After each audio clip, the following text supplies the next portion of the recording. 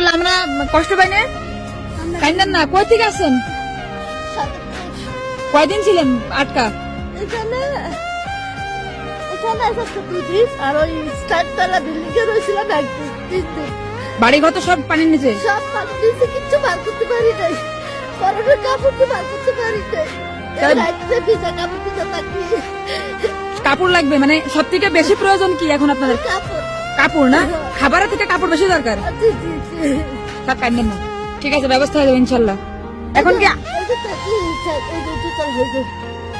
ওই সামনে দুতলা, হ্যাঁ। আবার 8 তলা। ওইখানে থাকি, আবার পাঠি। বুঝছি।